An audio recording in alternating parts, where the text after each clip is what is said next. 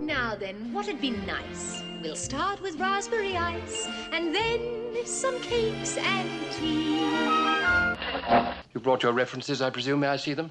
Oh, I make it a point never to give references. A very old-fashioned idea to my mind. Is that so? We'll have to see about that then, won't we? Now then, in a most delightful way.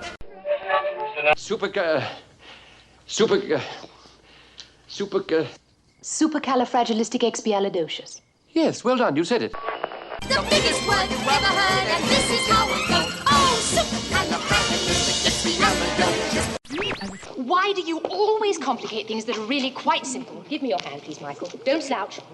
1, 2... WDW Radio, your information station. Hello and welcome to the WDW Radio Show, your Walt Disney World information station.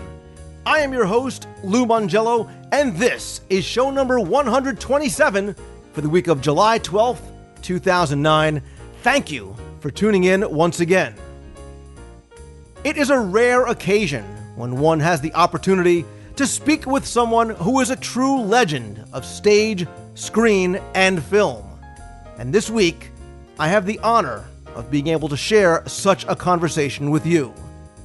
With a career that has spanned decades, in which she has shared so many of her incredible talents, she will, for many people, always be known as the title character in what can only be described as a true masterpiece of filmmaking, Mary Poppins. A character and a film that are both practically perfect in every way. Dame Julie Andrews joins me in a one-on-one conversation as we talk about her role as Mary Poppins, how it came to be, working with Walt Disney and the Sherman Brothers, and so much more, including what's ahead for this incredible actress, singer, author, and philanthropist. I'll end the show with an announcement about something coming up for the WDW Radio Show and its listeners, so sit back, relax, and enjoy this very special episode of the WDW Radio Show.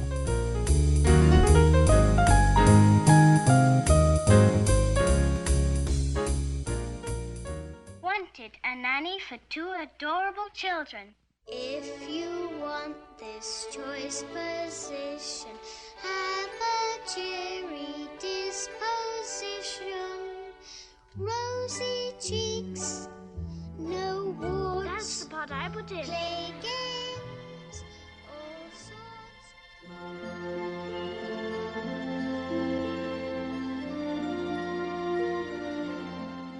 Sir, it's the person. She's answered our advertisement. Rosy cheeks and everything. Item 1, a cheery disposition. I am never cross. Item 2, rosy cheeks. Obviously. Mary Poppins, is that your name? It's lovely. Thank you. I've always liked it. Spitspot! In every job that must be done, there is an element of fun. You find the fun, and snap! The job's a game. Mary Poppins, you look beautiful. Do you really think so? Cross my heart you do, like the day I met you.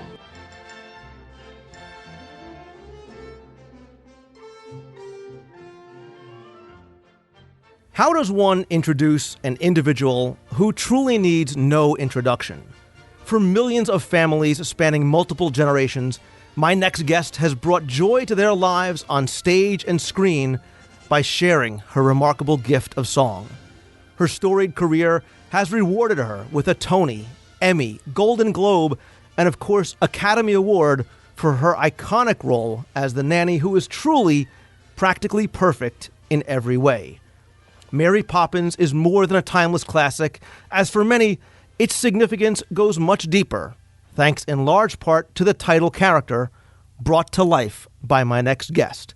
It is my true honor to have the opportunity to speak today with Dame Julie Andrews. Ms. Andrews, welcome to the WDW Radio Show.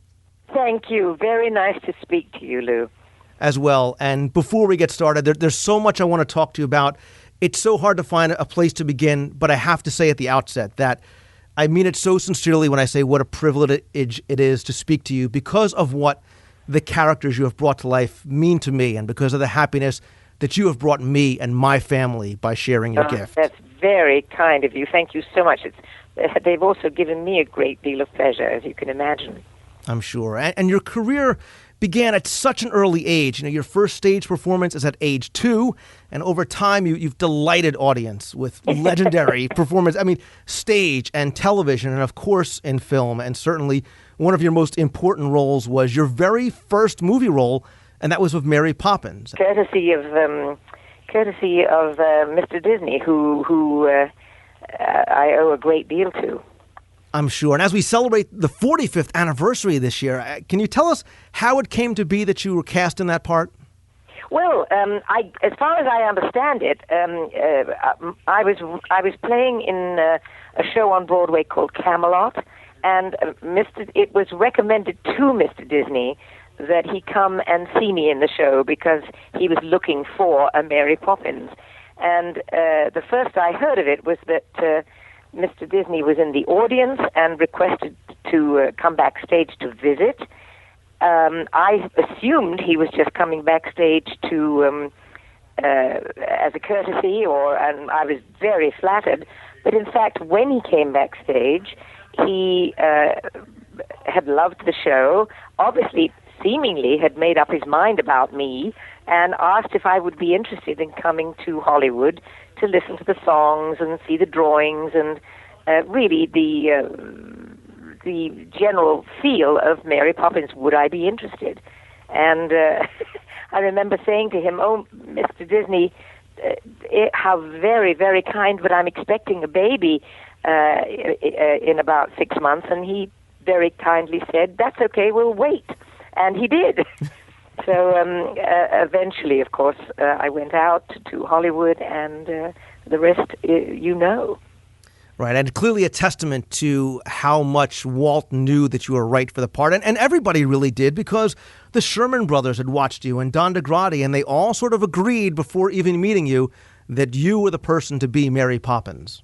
Well, it was a wonderful, tremendous break in my life, as you can imagine. It was a major stepping stone, and of course I'd never made a film before, and so I came out to Hollywood very green, but in the very good hands of Disney, who looked after me and guided me and spoiled me, and I couldn't have been luckier.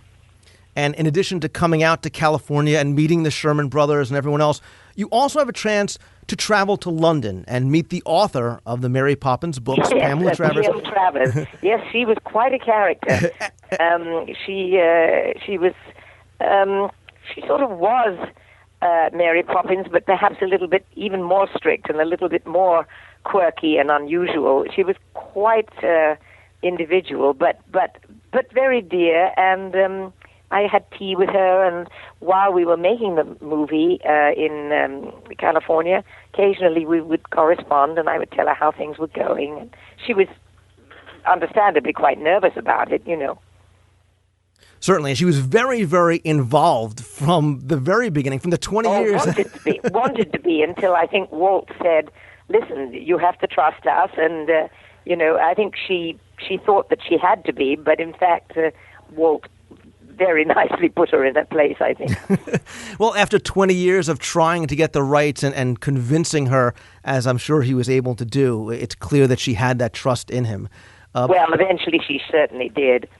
And I'm sure that she said to me once, she said, "You're far too pretty, but you've got the nose for the character." Well, let's talk about Mary Poppins, the character herself. She's somewhat different than the character in the books, still very strong. But what do you think makes her so special and so timeless? And how much, if any, influence did you have on her portrayal in the film? Oh gosh, I think that the influence, the longevity of Mary Poppins is probably to do with the feeling of safety that she brings for children. Her world and the things she does in the world are all fun, and even though she's very strict, there are boundaries, and children can feel safe while enjoying all the adventures and so on. She's just got such a spark of mischief and fun, and the character that I was helped to find her character by my first husband, Tony Walton. He was the designer on the films, again, thanks to Mr. Disney's discerning good eye. And Tony did all the costumes and most of the sets for the movie. When he was designing the costumes, he showed me and indicated that although Mary Poppins had very formal clothes, if you saw a flash of petticoat or something like that, it was quite often a beautiful bright orange or pink.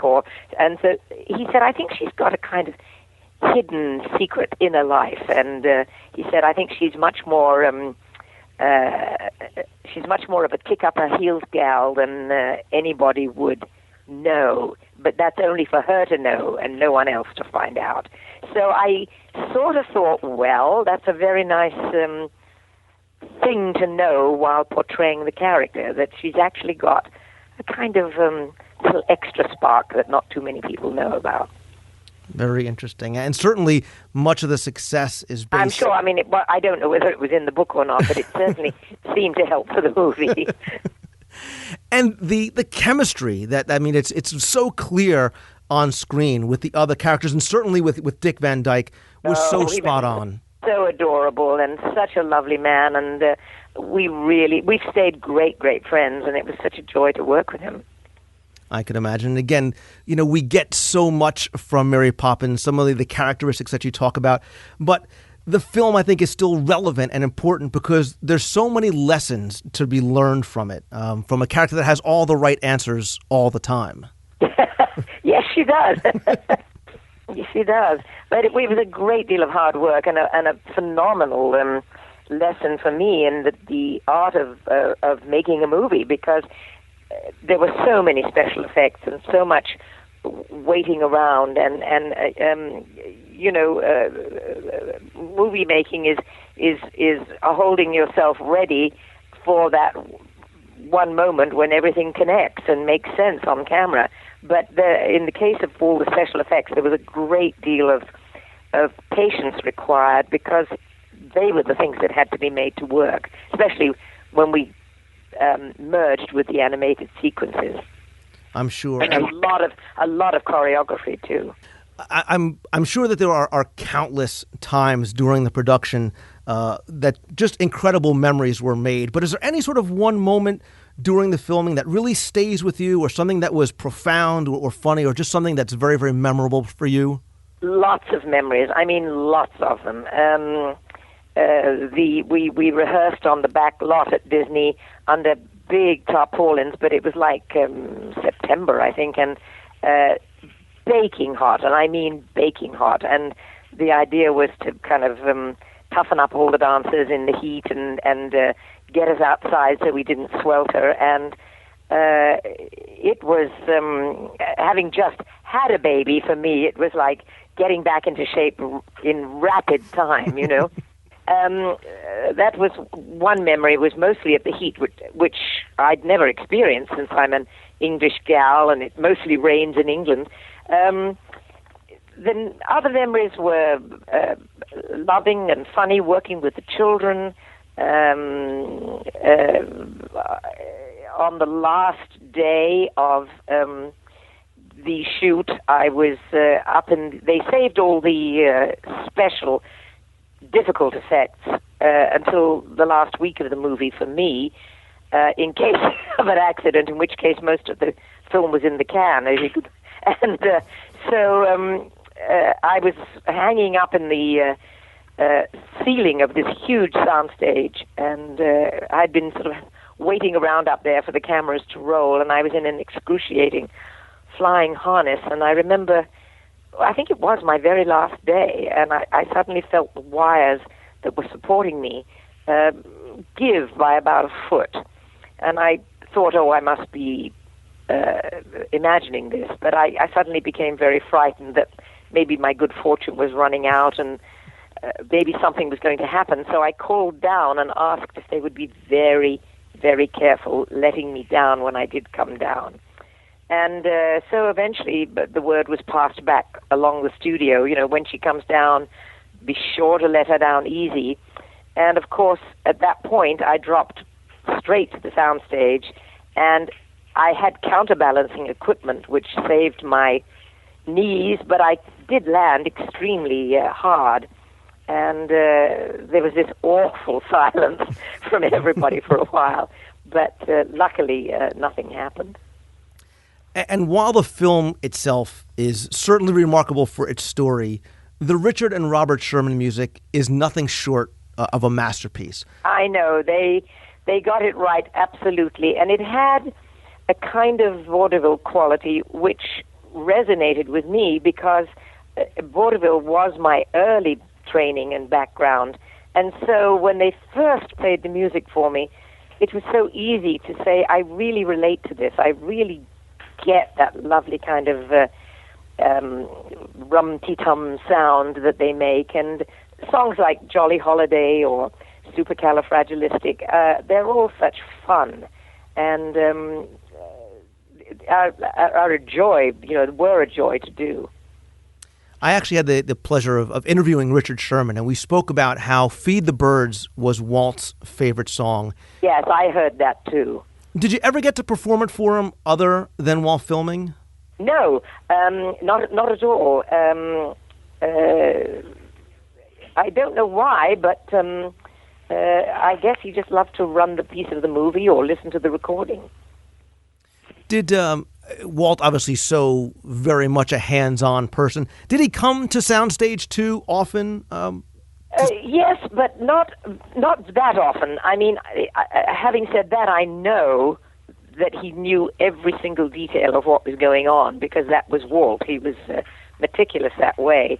But he did trust his director, and he didn't intimidate in any way. And if he did come down, it was an event.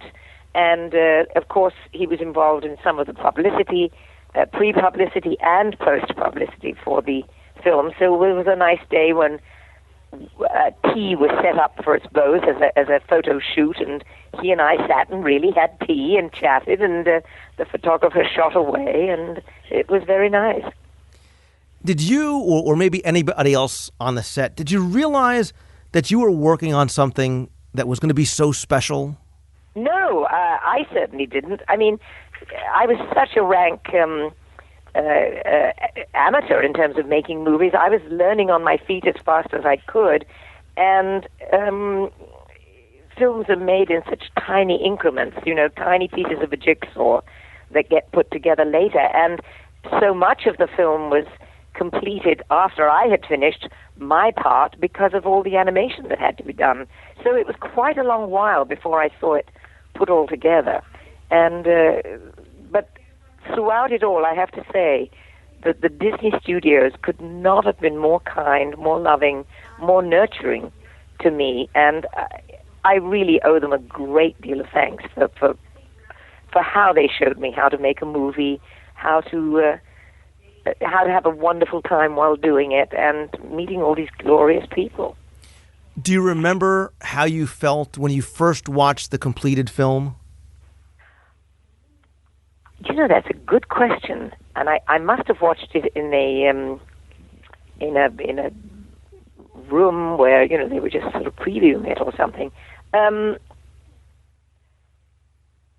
think the thing that I looked for, yes, I felt a great joy now that I remember it, but the thing that I looked for was, did the very first take I ever took on the film, which was in the Jolly Holiday sequence, did it look like I knew what I was doing?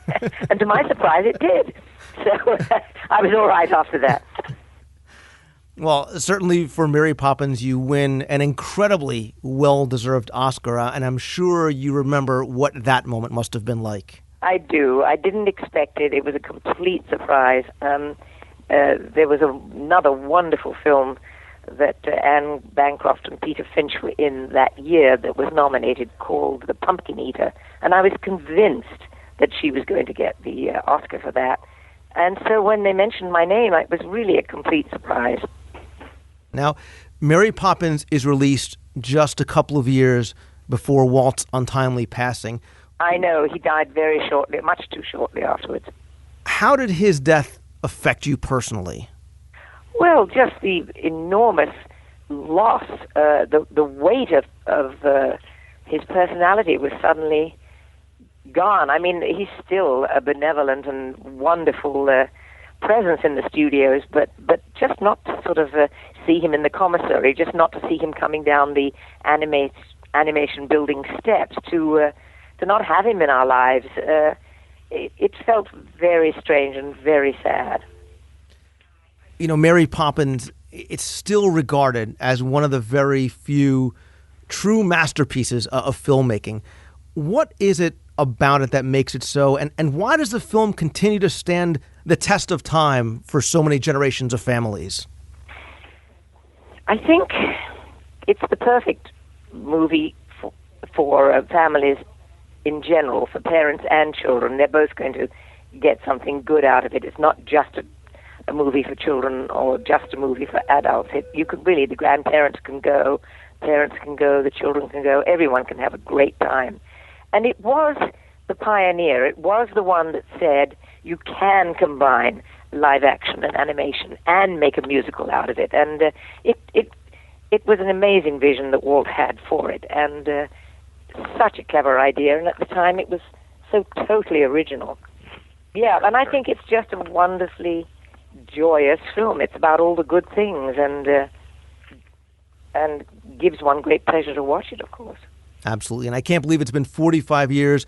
Disney released a commemorative DVD edition with really wonderful bonus features, and to see you and Dick Van Dyke and Richard Sherman around the piano singing is priceless. But there's I tell you, I can't believe it's been this long either. I mean, it seems like yesterday. I could imagine. But there's so much more ahead for Julie Andrews too, and I want to start off by talking about an opportunity that people are going to have to meet you in person at an in-park signing in Disneyland. Right. I will be coming out to Disneyland, which I really look forward to, on August the 29th. And copies of my latest book will be pre-sold at the event, and I'll be signing special commemorative illustrated one illustrated image from Mary Poppins, and I will be hosting that afternoon too. I will certainly put more information about it on the website. You've got many more things coming forward in 2010. You've got the Tooth Fairy. You have Shrek Comes Forth. You've got Despicable Me.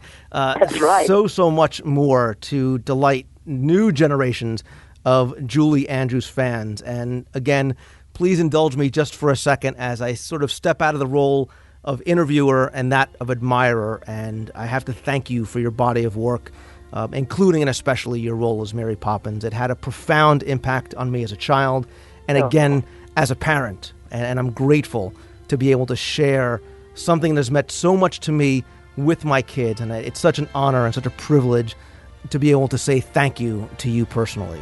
Well, you're very kind. Thank you so much, Lou, and it's been a great pleasure talking to you. You too as well. Thank you so very much. You're welcome. Sometimes a person we love, through no fault of his own, can't see past the end of his nose. Past the end of his nose? Yes, sometimes a little thing can be quite important. Oh, look, the cathedral. Father passes that every day. He sees that. Early each day to the steps of St. Paul's, the little old bird woman comes. In her own special way to the people she calls, come buy my bags full of crumbs. Part of Mary Poppins, we had Mary Martin, and we were thinking of Betty Davis, and then we were also thinking of Angela Lansbury. But it wasn't until one evening when the Ed Sullivan Show had an excerpt from Camelot, and a young woman named Julie Andrews and Richard Burton saying, what do the simple folk do? And I called my brother. I said, Bob, oh my God, she's absolutely perfect. Next day we walked into DeGratti's office, and Don DeGratti says, did you see the Ed Sullivan show last night? I mean, it was just wow. So we walked down the hall, the three of us, we want to see Walt. How did you pick Julie for the part? Well, I went to New York and I caught the performance of Camelot. And then I went backstage and I tried to convince her I was capable of making a picture with live actors as well as cartoons. I didn't know what she thought of me and everything. Julie Andrews and Mary Poppins. I have so many thank yous. I only know where to start, and that's with Mr. Walt Disney, and naturally, he has the largest thank you of all. I wouldn't know where to stop. Oh, it's a jolly holiday with you, Bert. Gentlemen like you are few. A vanishing breed, that's me. Though you're just a diamond in the rough, Bert, underneath your blood is blue. Common knowledge.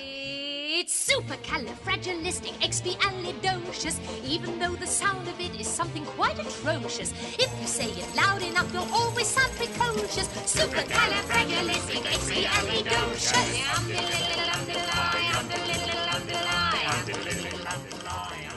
It's that Poppins woman. She did it.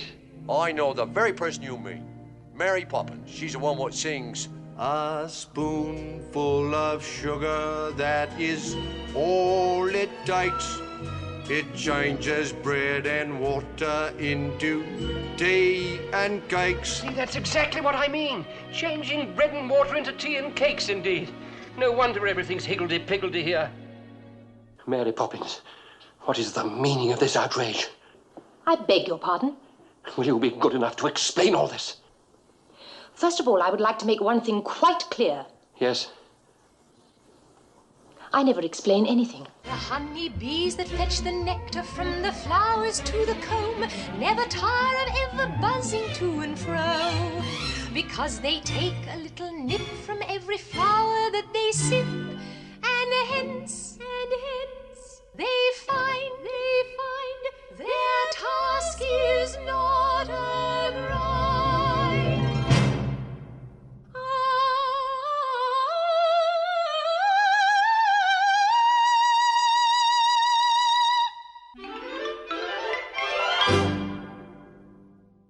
As I expected, Mary Poppins practically perfect in every way.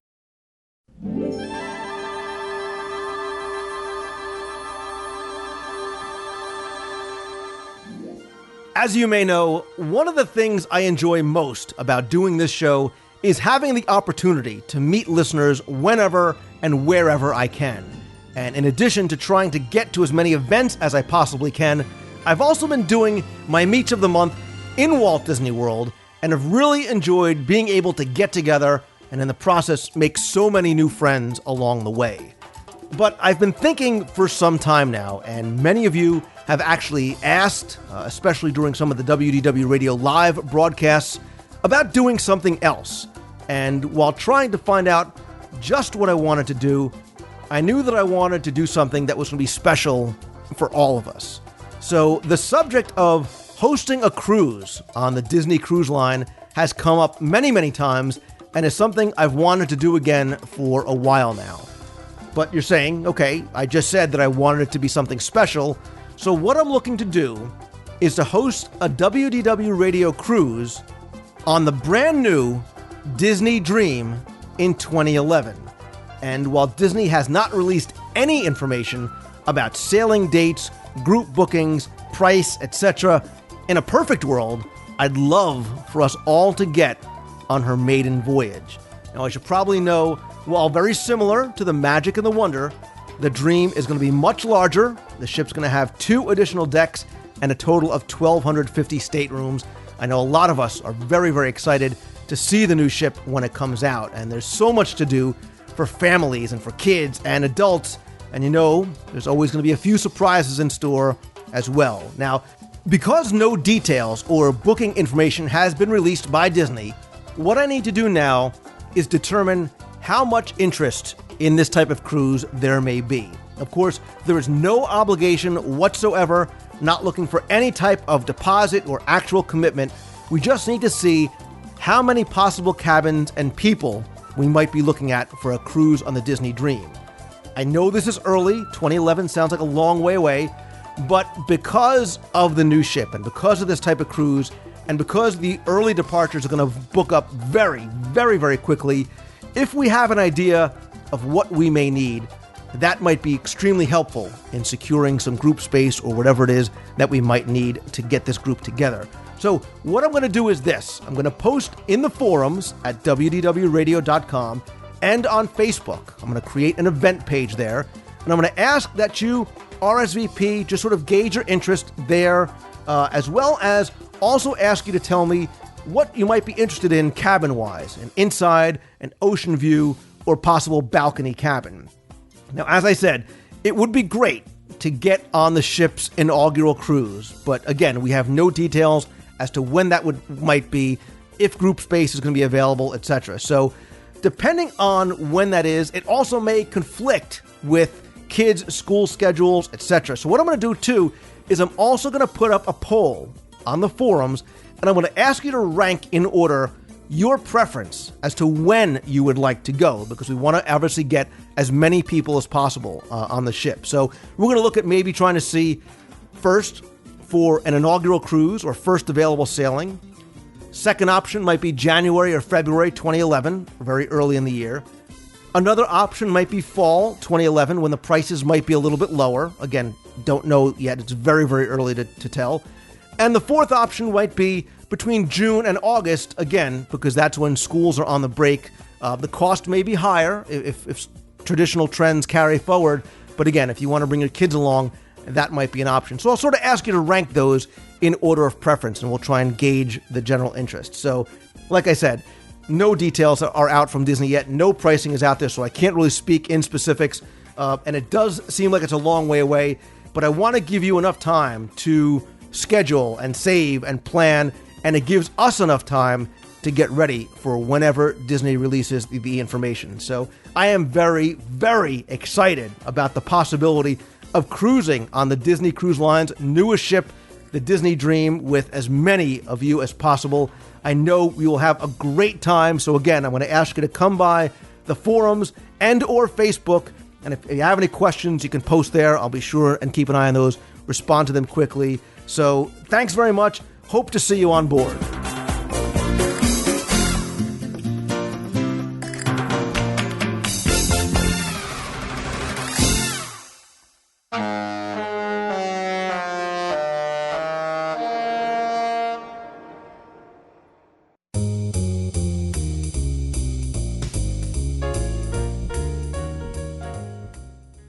That's going to do it for this week's show. My sincerest gratitude to Dame Julie Andrews for joining me on the show this week.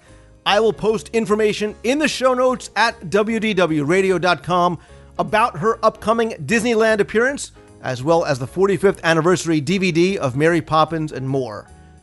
Also on the site this week, look for more new videos, including characters in flight in Downtown Disney and more. You can find all of my videos on the site, in iTunes, or on YouTube, and if you subscribe to the show through iTunes, they'll automatically be downloaded as they are released. Also, visit the site at WDWradio.com for more information about my upcoming Meets of the Month in Walt Disney World. The next meet is going to be Saturday, July 25th, at Disney's Boardwalk in front of Seashore Suites, so no theme park admission is required.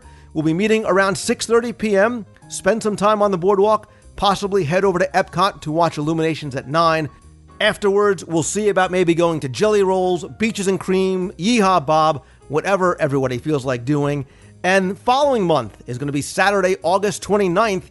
That's going to be the WDW Radio Day at a Disney Water Park. And I'm looking to gauge interest from people as to who might want to join us, possibly for a day at either Typhoon Lagoon or Blizzard Beach, maybe have some lunch. We're trying to secure both group discount tickets and possibly some group space. So if you're interested in coming to the August meet or even July, no RSVP is required, but it would be great if you came on over and posted over on the event page on Facebook or in the forums at WDWradio.com, and I'll put links to the show notes to both of those spots.